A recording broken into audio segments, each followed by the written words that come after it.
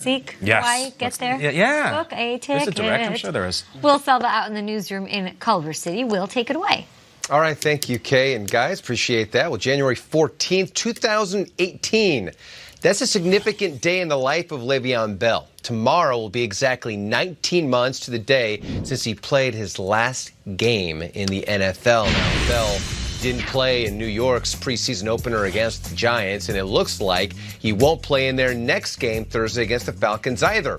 Head coach Adam Gase's main concern is making sure his star running back is ready for week 1 of the regular season, but isn't opposed to giving Bell some preseason carries if they deem it necessary. After watching him practice the last few times, I mean, he's the one delivering more hits than anybody, so I feel like he's ready to go. I mean, but you know, if we have a discussion and we feel at some point that he should get in there for some time, we will. Well, the Browns will hold joint practices with the Colts on Wednesday and Thursday ahead of their Week 2 preseason game. Cleveland's head coach, Freddie Kitchens, looking forward to mixing things up for his team that has been putting in a lot of work in camp. Yeah, I think it's always good to see what else is out there. And, you know, this has been a pretty tough camp for these guys. I think it's been kind of a culture shock, but I think they've embraced it. We've got a lot of guys that are willing to pay the price. All right, so we understand that now. A lot of guys have bought in to what we're trying to do. Now it's just a matter of going and seeing what you've got up against someone else, you know. This Wednesday and Thursday is not going to make or break our season, but it's going to give us a little barometer on where we're at from a physical standpoint. And they have been wearing pads a majority of practices, so they have been tough. He was asked if any of the leadership of council players have been complaining about all the work that's been put in. He says, like, I don't have a leadership council players. It is me and me only. So Kitchens, it starts and ends with him. Nate, say it. You can't have too many cooks, right? Yeah, you can't have too many cooks in That's you. In the kitchen. Yeah, not me. I disavow that one. Some a great accent by you. It is now time to shine the training camp spotlight, presented by Rocket Mortgage by Quicken Loans. And as you just heard Freddie say, his camp's been tough. He's been tough on players, and some of them have had what he called a culture shock. Yeah. Do you think Kitchens is in the process of changing the culture of Cleveland?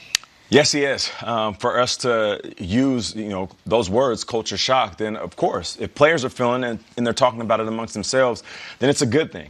He seems to be a player's coach, but a little bit different with a twist. What most people say about players' coaches is usually more passive. They spoil their superstars, they don't have tough camps, and when it comes to disciplining their players, they don't do it as well as they should.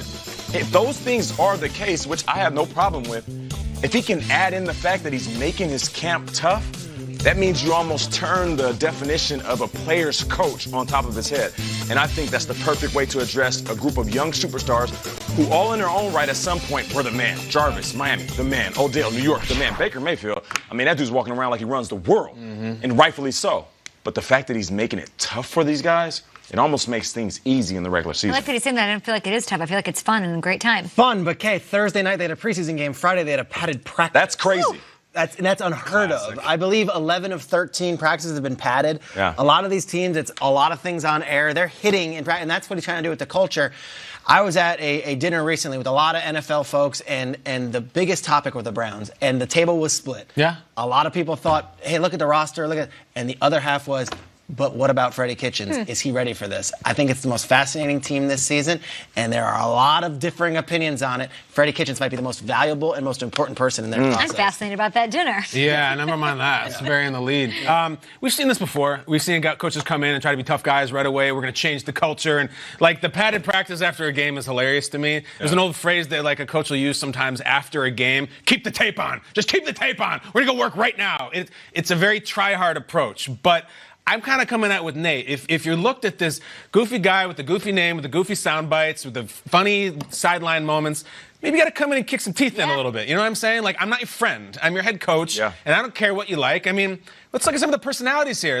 If you believe that Odell was someone who was coddled, if you believe that Jarvis butted heads with his head coach in Miami, maybe you got to get him into shape a little bit, and I don't mind it at all. But I think if you start losing, the players are like, we're not doing this. Enough with these padded practices. If you win, it works. We'll see you in the opener. I just don't know if the culture shock or culture change should be given to Freddie Kitchens. I feel like it's a little bit more of a Baker thing. Is that crazy to say? No. Absolutely right. Because and it's not about the toughness. Like you're calling the shots, and I get that, Freddie. But this team is no longer the low-hanging fruit. Nobody is using this team as a punching bag.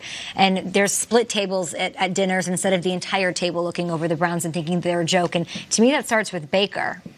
Just Baker. 100%. This table was split. It's a different atmosphere. Who's the veteran guy that's going to take care of any problems with whatever comes up in a regular NFL season? And a lot of the responses are, hey, Baker, he's 23, but Baker's that guy. They all respect him. We disagreed on this. I think one of my favorite moments of last year for the Browns was Baker and Duke Johnson. If you're not on a train, get out of here. And I know it broke all the rules, and they talked about someone else's money, and Nate and I disagreed, and that's fine. Yeah. Duke Johnson's now gone. Baker's running the ship.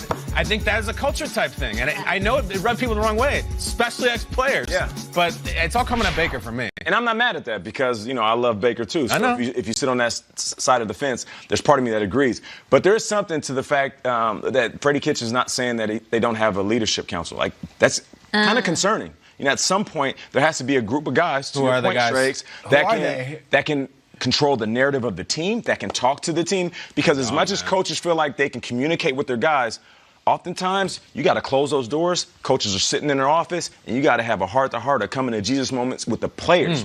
Who's going to be those 5 individuals that stand up and say, listen, guys, we got to get this stuff together.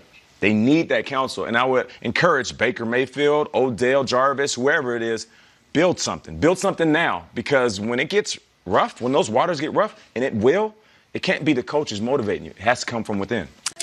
More to come on Good Morning Football. We've got some news on Antonio Brown, whether or not he'll be at camp. We'll fill you in. And check out this play. What do you got? Should this get extra points in fantasy football? Let's see.